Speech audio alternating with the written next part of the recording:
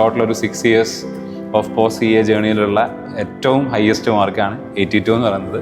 ഇപ്പോൾ officially south ഇന്ത്യയിൽ ഏറ്റവും ടോപ്പ് മാർക്കായിട്ടാണ് പറയുന്നത്. ഫോണിൽ കുറേ വരുന്ന മെസ്സേജുകൾ എന്താണ് ആ സ്റ്റുഡൻറ്റ് ചെയ്തത്. ഓഡിറ്റിങ്ങിൽ ഇത്രയും മാർക്ക് വാങ്ങാൻ പറ്റിയതിൽ എക്സ്ട്രീംലി ഹാപ്പിയാണ്. കുട്ടികൾ പലപ്പോഴും സാറേ ഇത് ഭയങ്കര ടഫ് പേപ്പർ ആണല്ലോ, ഇത് സ്കോർ ചെയ്യാൻ ഭയങ്കര ബുദ്ധിമുട്ട് പേപ്പർ ആണല്ലോ. ഫസ്റ്റ് ഞാൻ നോക്കിയത് പാസ്സായോ എന്നാണ്. പിന്നെ ഞാൻ നോക്കിയത് ഫസ്റ്റ് ഓഡിറ്റിങ്ങിന്റെ മാർക്ക് റിപ്ലൈ ചെയ്യാൻ തന്നത് 82 എന്ന് പറഞ്ഞിട്ട് 2-3 ഫയർ തോന്നുന്നു മെസ്സേജ്. ബ്രേക്ക് ചെയ്യാൻ വേണ്ടി ഇത് അങ്ങനെയല്ല, ഇത് ചെയ്യാൻ പറ്റും എന്നൊക്കെ പറയുമെങ്കിലും കുട്ടികൾക്ക് ഓഡിറ്റ് അങ്ങനെയല്ല. അപ്പൊ ഞാൻ പറഞ്ഞല്ലോ BSc 6 കഴിഞ്ഞ് ക്ലാസ്സിലേക്ക് അക്കൗണ്ട്സിന്റെ ക്ലാസ്സിലേക്ക് കയറി വരാന്ന് പറയുമ്പോൾ പിന്നെ ഇതിലുള്ള ക്വസ്റ്റ്യൻ തിയറി ആണോ അക്കൗണ്ട്സ് ആണോ കൂടുതൽ ഇഷ്ടം എന്നുള്ളതാണ്. മൂപ്പർ ഓഫീസ് നോക്കുന്നതുകൊണ്ടാണ് എനിക്ക് ഇങ്ങനെ ക്ലാസ് എടുക്കാൻ വരാനെല്ലാം പറ്റുന്നത്.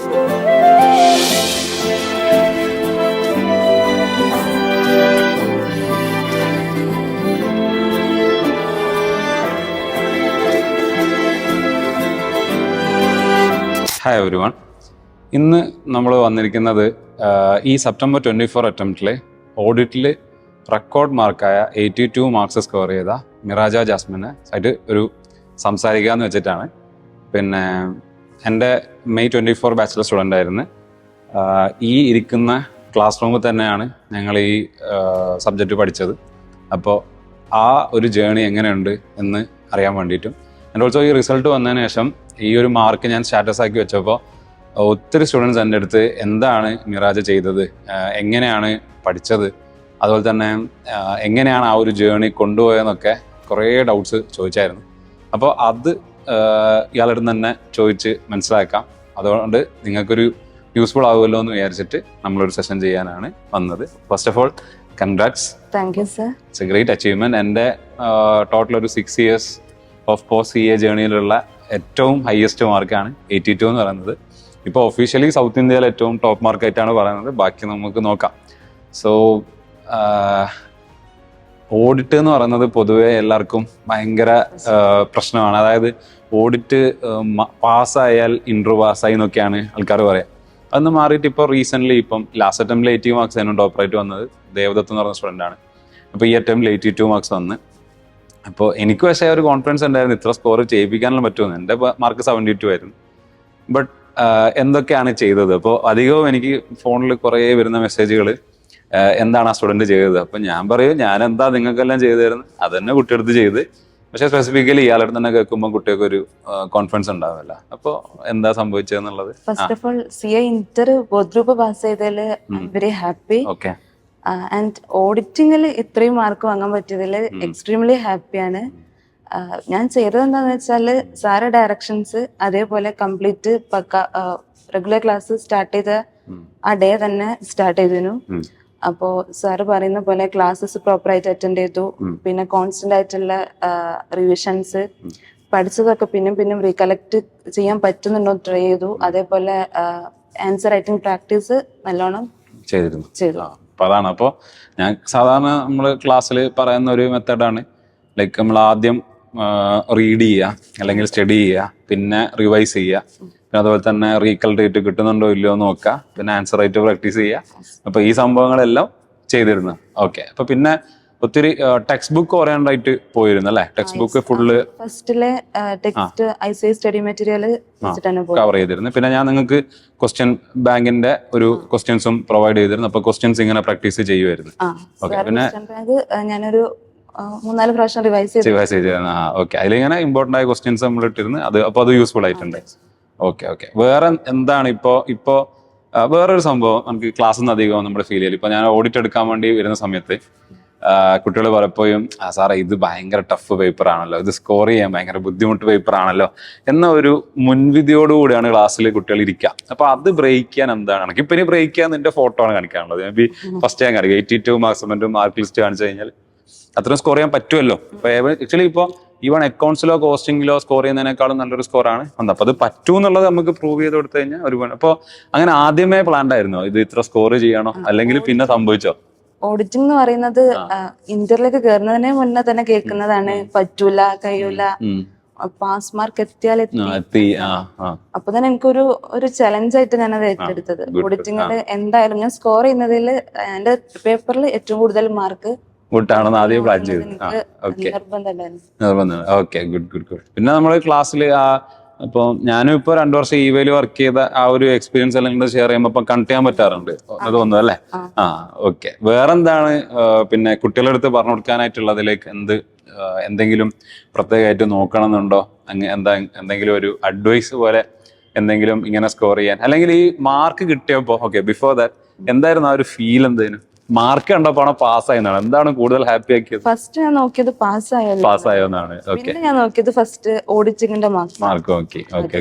ഞാൻ പറഞ്ഞല്ലോ ഓഡിറ്റിംഗിന് എനിക്ക് നല്ല മാർക്ക് ചെയ്യണം എന്നുള്ളത് അത്രയും നിർബന്ധമുണ്ട്. എനിക്കും നീ മെസ്സേജ് അയച്ച സമയത്ത് ഞാനിങ്ങനെ പാസ്സായി സാർ, ഓക്കെ മാഷാ അല്ലാ ഹാപ്പി. ഇപ്പൊ ഞാൻ പിന്നെ എപ്പോഴും ഞാൻ ആര് മെസ്സേജ് അയച്ചാലും ആദ്യം ഞാൻ മാർക്ക് നോക്കും. ഇപ്പൊ 80 റിപ്ലൈ ചെയ്യാൻ തന്നത് 82 എന്ന് പറഞ്ഞിട്ട് 2-3 ഫയർ ആണെന്ന് മെസ്സേജ് അയച്ചു. പിന്നെ എനിക്ക് മതിയാതില്ല, അത് സന്തോഷം കൊണ്ടേ. ഓക്കെ. അപ്പോൾ ഇനി ഞാൻ ആക്ച്വലി ഓഡിറ്റിൽ ഫേസ് ചെയ്യുന്ന ഒരു മെയിൻ ഇഷ്യൂ അതെന്ന് വെച്ചാൽ അക്കൗണ്ട്സും അല്ലെങ്കിൽ കോസ്റ്റിംഗ് ഒക്കെ പോലെ ഭയങ്കര സ്കോറിംഗ് അല്ല ഓഡിറ്റ് എന്നൊരു മുൻവിധിയോടുകൂടി കുട്ടികൾ ക്ലാസ്സിൽ ഇരിക്കും. അപ്പോൾ ഞാനും അത് ബ്രേക്ക് ചെയ്യാൻ വേണ്ടി ഇതങ്ങനെയല്ല, ഇത് ചെയ്യാൻ പറ്റും എന്നൊക്കെ പറയുമെങ്കിലും കുട്ടികൾക്ക് ഓഡിറ്റ് അങ്ങനെയല്ല, ഓഡിറ്റ് ടഫാന്ന് ഞങ്ങളെ സീനിയേഴ്സോ സൂപ്പർ സീനിയേഴ്സ് എല്ലാം ഓൾറെഡി പറഞ്ഞാണ്, അതുകൊണ്ട് ഇത് ടഫായിരിക്കും എന്ന ഒരു മൈൻഡ് സെറ്റോട് കൂടി കുട്ടികൾ ഇരിക്കും. അപ്പൊ അതിനെ എങ്ങനെയാണ് നമ്മൾ മറികട, എങ്ങനെ അത് സ്കോറിംഗ് ആയിട്ട് തോന്നിയത്? അത് ക്ലാസ് ഇരുന്നപ്പോൾ ഇത് സ്കോർ ചെയ്യാൻ പറ്റുമെന്ന് തോന്നൽ വന്നാണോ, അല്ലെങ്കിൽ ഇത് ചാലഞ്ചിങ് ആണെന്ന് അറിഞ്ഞുകൊണ്ട് ഈ ചാലഞ്ച് അക്സെപ്റ്റ് ചെയ്തതാണോ? എങ്ങനെയാണ് അവിടെ സ്ട്രാറ്റജി ഫിക്സ് ചെയ്തത്? അത് CA ഇന്ററിലേക്ക് കയറുന്നതിന് മുന്നേ തന്നെ നമ്മൾ കേൾക്കുന്നതാണല്ലോ, ഓഡിറ്റിംഗ് വരാൻ പോകുന്നുണ്ട്, ഓഡിറ്റിംഗ് ടഫ് ആയിരിക്കും, സ്കോർ ചെയ്യാൻ പാടാണ് എന്നുള്ളതൊക്കെ. അപ്പൊ അതൊരു ചലഞ്ച് പോലെ ഏറ്റെടുക്കണം എന്നുള്ളത് തന്നെ ഉണ്ടായിരുന്നത്. ആ ഓക്കെ. അപ്പൊ അങ്ങനെ ചലഞ്ച് ആക്കിയിട്ട് അതിനായിട്ട് പ്രയത്നിച്ചാണ്. ഓക്കെ. മറ്റൊരു കാര്യം വ്യൂവേഴ്സിന് അറിയാൻ വേണ്ടിയിട്ട്, ആള് BSc ഫിസിക്സ് ആണ് അല്ലെ? BSc ഫിസിക്സ് ആണ്. എന്റെ സാറ് എന്റെ പഠിപ്പിച്ച ഞാൻ ആർട്ടിക്കിൾഷിപ്പ് ചെയ്ത എന്റെ സാറ് BSc ഫിസിക്സ് ആയിരുന്നു. ഇപ്പൊ ഞാൻ ചോദിച്ചിട്ടാണ് സയൻസ് ബാക്ക്ഗ്രൗണ്ട് ഒക്കെ ചിലപ്പോൾ ചോദിച്ചപ്പോൾ പറഞ്ഞാണോ അറിയില്ല. ഇപ്പോൾ ഞാനും +2 ബയോളജി മാത്സ് ആയിരുന്നു, എന്നിട്ടാണ് CAക്ക് വന്നത്. അതും വലിയൊരു അച്ചീവ്മെന്റ് ആണ്, കാരണം വേറെ ഒരു സ്ട്രീമിൽ വന്നിട്ട് ഇവിടെ ഇത്ര നല്ലൊരു സ്കോർ വന്നത്. ഓക്കെ. അപ്പോൾ പിന്നെ എനിക്ക് ജസ്റ്റ് ചോദിക്കാനുള്ളത്, വേറെ ഇപ്പോൾ സ്കോറിങ് നല്ലോണം വന്നതുകൊണ്ട് ഞാനൊരു ഇമ്പാക്ട് ഉണ്ടാക്കി എന്നാണ് ഞാൻ പ്രതീക്ഷിക്കുന്നത്. വേറെ ഏതെങ്കിലും ഒരു ഫാക്കൽറ്റീനെ പറ്റി ചോദിച്ചാൽ ആരെ പറ്റിയാ പറയാ? പിന്നെ സഹീൽ സാറ്, നമ്മുടെ ഫസ്റ്റ് ഇന്റർ ബാച്ചിലേക്ക് കയറിയത് തന്നെ സഹീൽ സാറെ ക്ലാസ്സിലും. ഇപ്പൊ ഞാൻ പറഞ്ഞല്ലോ BSc ഫിസിക്സ് കഴിഞ്ഞ് ക്ലാസ്സിലേക്ക് അക്കൗണ്ട്സിന്റെ ക്ലാസ്സിലേക്ക് കയറി വരാന്ന് പറയുമ്പോൾ ഒരുപാട് ഡൗട്ട്സ് ഉണ്ടാവുന്നു. അപ്പൊ സാറാണെങ്കിൽ അന്ന് എടുത്തത് AS13 ആണ്. അപ്പം അത് സാറ് ഫ്രം ദ സ്ക്രാച്ച് മനസ്സിലാക്കി തന്നിട്ടുണ്ടെങ്കിൽ ഇത് സാറ് ഡെഡിക്കേഷൻ തന്നെ. അതെ സാറും അങ്ങനെ തന്നെ. ഞങ്ങൾ ഒന്നിച്ച് വർക്ക്, ഞാനും സാറും ഒന്നിച്ചാണ് ഇവിടെ വരുന്നത്. ഒരു തരത്തിൽ എന്നെ ഇവിടെ ഇൻട്രൊഡ്യൂസ് ചെയ്യുന്നതും ശൈലി സാറാണ്. അതുകൊണ്ട് sir okay, very nice to know that സാറിന്റെ നല്ലൊരു ഇമ്പാക്ട് ഉണ്ടാക്കിയിട്ടുണ്ട്. അപ്പൊ ഞാനിനി എടുക്കാൻ പോകുന്നത് കുറെ കുട്ടികൾ ക്വസ്റ്റ്യൻസ് ചോദിച്ചായിരുന്നു. അപ്പോൾ ആ ക്വസ്റ്റ്യൻ ഞാൻ ജസ്റ്റ് ചോദിക്കാം. അതിലൊരു ക്വസ്റ്റ്യൻ, ആൻസർ റൈറ്റിംഗ് പ്രാക്ടീസ് എന്ന് പറയുന്നത് കൃത്യമായിട്ട് ചെയ്തിരുന്നു. ഡെഫിനറ്റ്ലി ആൻസർ റൈറ്റിംഗ് പ്രാക്ടീസ് എന്ന് പറയുമ്പോൾ അത് ഇമ്പോർട്ടന്റ് ആണ്. കംപ്ലീറ്റ് ആൻസേഴ്സ് ഒന്നും എഴുതി തീർക്കാൻ പറ്റില്ല എന്നുണ്ടെങ്കിലും കീവേഡ്സിനെങ്കിലും ഒന്ന് പോയിന്റ്സ് ആക്കിയിട്ട് എഴുതാൻ പറ്റണം. അപ്പൊ ആൻസർ റൈറ്റിംഗ് പ്രാക്ടീസ് എന്ന് പറയുന്നത് ഇമ്പോർട്ടന്റ് ആണ് എന്ന് ഉറപ്പ് വരും. ഓക്കെ. നെക്സ്റ്റ് പിന്നെ ഒരു ക്വസ്റ്റ്യൻ വന്നത്, ഫുൾ ചാപ്റ്റേഴ്സും കംപ്ലീറ്റ് കവർ ചെയ്യാൻ പറ്റിയിരുന്നോ? സ്റ്റഡി ലീവിൽ എങ്ങനെയാണ് അതിനെ അപ്രോച്ച് ചെയ്തത്? സ്റ്റഡി ലീവില് ഡെയിലി ഞാൻ ഇത്ര ടൈം സ്പെൻഡ് ചെയ്യും. അത് പക്ക കറക്റ്റ് അലോട്ട് ചെയ്തിട്ടില്ലെങ്കിലും ഡെയിലി ഞാൻ എനിക്ക് കംഫർട്ടബിൾ ആയിട്ട് തോന്നുന്ന ടൈമില് ഓഡിറ്റിംഗ് എടുക്കും. കഴിയുന്നത് അത്ര വായിക്കും. കാരണം ചിലപ്പോ ഇന്ന് നമുക്ക് കിട്ടുന്ന ആ ഒരു എനർജി നാളെ, അതായത് പഠിക്കുമ്പോ നല്ലോണം അങ്ങോട്ട് അതിൽ തന്നെ ഇരിക്കും. അല്ലാണ്ട് ഇങ്ങനെ കണ്ടിന്യൂസ് എല്ലാ ദിവസവും ഇത്ര മണിക്കൂർ പഠിക്കുക അങ്ങനെയാണോ വരുന്നത്? അല്ലെ ഒരു ഫ്ലോ കിട്ടുമ്പോ നോക്കിയിരുന്നു. കാരണം അത് ചാലഞ്ചിങ് ആയതുകൊണ്ട് സ്കോർ ചെയ്യണം എന്നുള്ള മൈൻഡിലുണ്ട്. എല്ലാ ദിവസവും നോക്കിയിരുന്നു, ചില ദിവസം കൂടുതൽ ടൈം സ്പെൻഡ് ചെയ്യും. അല്ലാണ്ട് വളരെ പക്ഷെ റെഗുലർ ആയിട്ട് നോക്കിയിരുന്നു അല്ലെ? ഓക്കെ. പിന്നെ റിവിഷൻ എങ്ങനെയാണ് ചെയ്തത്? എന്തായിരുന്നു റിവിഷൻ പ്ലാൻ? എന്തായിരുന്നു റിവിഷൻ എന്ന് പറയുമ്പോൾ ചില ചാപ്റ്റേഴ്സ് നമുക്ക് 1-2 തവണ ഒന്ന് നോക്കിയിട്ട് പിന്നെ എക്സാമിന്റെ തലേന്നൊന്ന് ജസ്റ്റ് നോക്കിയാൽ മതിയാവും. ഓഡിറ്റ് ഡോക്യുമെന്റേഷൻ, പിന്നെ ഓഡിറ്റ് റിപ്പോർട്ടൊക്കെ അതൊക്കെ കുറച്ച് 700 സീരീസ്. അപ്പൊ അതൊക്കെ പിന്നെയും എനിക്ക് പറ്റാവുന്നത്ര ഞാൻ റിവൈസ് ചെയ്ത് കണ്ടിന്യൂസ് ആയിട്ട് റിവൈസ് ചെയ്തുകൊണ്ടിരുന്നു. ഓക്കെ. പിന്നെ വല്ല ഇങ്ങനെ നോട്ട്സ്, ഞാൻ ക്ലാസ്സിൽ ഓൾറെഡി നോട്ട്സ് തരാറുണ്ട്. അത് കൂടാണ്ട് നോട്ട്സ് പ്രിപ്പയർ ചെയ്യാറുണ്ടായിരുന്നു. നോട്ട്സ് ഞാനായിട്ട് അങ്ങനെ പ്രിപ്പയർ ചെയ്തിട്ടൊന്നുമില്ല. ഞാനിങ്ങനെ ആൻസർ റൈറ്റിംഗ് പ്രാക്ടീസ്. അപ്പോൾ ക്വസ്റ്റ്യൻ ബാങ്ക് എടുത്തിട്ട് ക്വസ്റ്റ്യൻസ് ചെയ്യുകയും ചെയ്തത്. നോട്ട്സും ടെക്സ്റ്റ് ബുക്കും റീഡ് ചെയ്തുകൊണ്ടിരിക്കും അല്ലേ? Okay okay. പിന്നെ ഇതിലുള്ള ക്വസ്റ്റ്യൻ, തിയറി ആണോ അക്കൗണ്ട്സ് ആണോ കൂടുതൽ ഇഷ്ടം എന്നുള്ളതാണ്? തിയറി എനിക്ക് കുറച്ചും കൂടെ കംഫർട്ടബിൾ ആണ്. കാരണം ഓഡിറ്റ് ലോ അതൊക്കെ എന്തായാലും വിത്തിൻ ആ ടെക്സ്റ്റ് ബുക്കിനകത്ത് നിന്ന് വരും. പ്രോബ്ലം പേപ്പേഴ്സ് ആകുമ്പോൾ ഞങ്ങൾ പറയും ലൈക്ക് മാർജിനൽ കോസ്റ്റിംഗിൽ 100 ക്വസ്റ്റ്യൻ ചെയ്താൽ 120 ക്വസ്റ്റ്യൻ ചോദിക്കും. ഇപ്പൊ അക്കൗണ്ട്സ് ആണെങ്കിൽ ഒരു സ്ട്രക്ചർ ഉണ്ടെങ്കിലും ക്വസ്റ്റ്യൻസ് ചിലപ്പോ ഇപ്പൊ വരുന്നുണ്ട്, ഇപ്പം വരുന്നുണ്ടെന്നൊക്കെ പറയുന്നു. പക്ഷെ ഓഡിറ്റിലും ലോലും അതെ, ലൈക്ക് ആ പറഞ്ഞതിന്റെ ഉള്ളിൽ നിന്ന് കിട്ടും.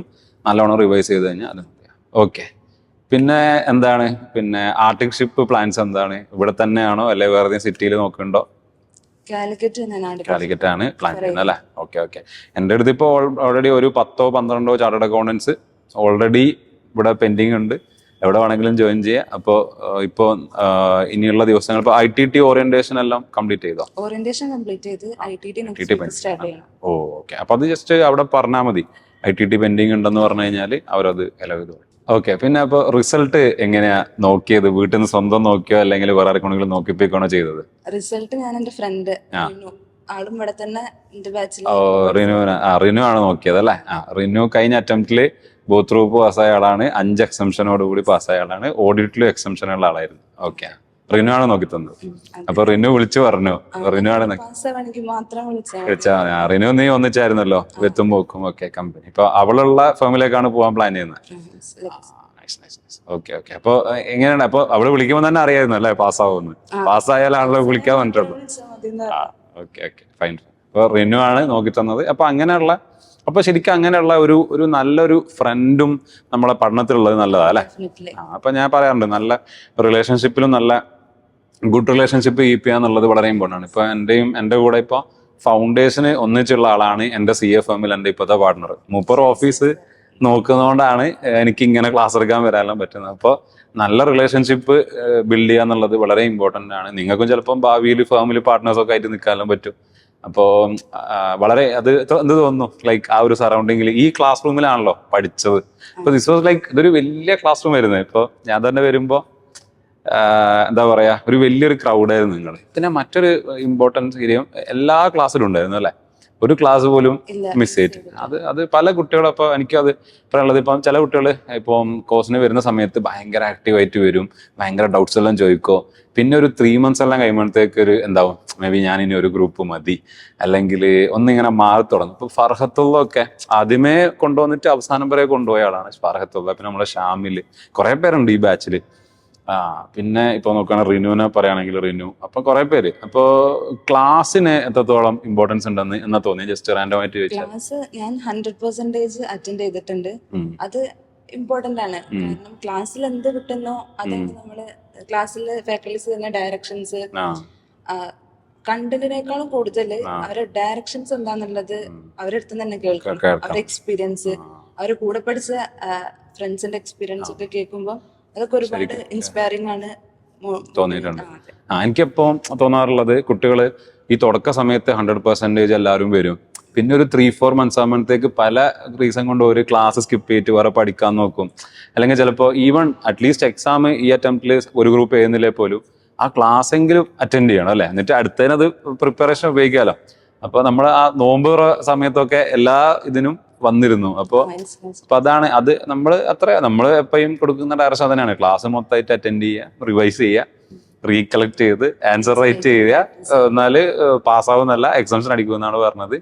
അപ്പൊ അത് ഇയാളുടെ കാര്യത്തിൽ നടന്നു. ഓക്കെ. അപ്പോൾ ഇതുപോലെ നല്ല ഹൈ സ്കോർ എല്ലാം മേടിച്ച് south India, all India toppers എല്ലാം വരുമ്പോഴാണ് ആക്ച്വലി നമുക്ക് ഈ പ്രൊഫഷനിലേക്ക് വന്നാലുള്ള ഏറ്റവും വലിയ ഹാപ്പിനെസ് നിങ്ങളെപ്പോലത്തുള്ള കുട്ടികൾ ഇങ്ങനെ പാസ്സാകുന്ന കാണുമ്പോഴാണ്. ശരിക്കും അത് മനസ്സാട്ടി പറയാണ്, ശരിക്കും അത് ഒരു ഫീലാണ്. ആൻഡ് നിങ്ങളെ ചില വോയിസ് എല്ലാം കേൾക്കുമ്പോൾ നമുക്ക് ഭയങ്കര സന്തോഷമാണ്. അത് നമ്മളെ ഫാക്കൽറ്റീസായിട്ട് ഷെയർ ചെയ്യുന്ന സമയത്തും ഇപ്പോൾ ഫാമിലി ആയിട്ട് ഷെയർ ചെയ്യുമ്പോഴാണെങ്കിലും. അപ്പോൾ എനിക്ക് ഓർമ്മയുണ്ട്, കുറച്ച് മുന്നേ ഉള്ള അറ്റംപ്റ്റിൽ ഒരു അമൽ എന്ന് പറയുന്ന സ്റ്റുഡൻറ്റ്, അവനിങ്ങനെ ഫോണിൽ വിളിച്ച് കരയായിരുന്നു. അവന് ബോത്ത് ഗ്രൂപ്പ് പാസ്സായി, എൻ്റെ പേപ്പറിൽ കണ്ടില്ല എക്സംഷനായി. അപ്പോൾ അത് ഓരോരുത്തരുടെ ലൈഫ് മാറ്റാണല്ലോ. അപ്പോൾ അതാണ് ഇതിൻ്റെ വിജയം. അപ്പം നമ്മളും പിന്നെ ഇങ്ങനത്തെ ഒരു പ്രൊഫഷൻ ചെയ്യുന്ന സമയത്ത് നിങ്ങളെപ്പോലെയുള്ള ആൾക്കാരുടെ വിജയം പിന്നെ ആ ഒരു പ്രയാസമാണ് നമ്മളെ സ്ട്രെങ്ത്. ഓക്കെ, അപ്പോൾ എൻ്റെ വക ഒരു കുഞ്ഞ് ഗിഫ്റ്റ് തരാം. ഇത് ഞാൻ ഇപ്പം വായിച്ചുകൊണ്ടിരിക്കുന്ന ബുക്കാണ്, അപ്പോൾ അത് നീ ഇനി വായിച്ചോ. Okay, so keep it with you as a token of love. അപ്പോൾ all the very best. Okay, thank U.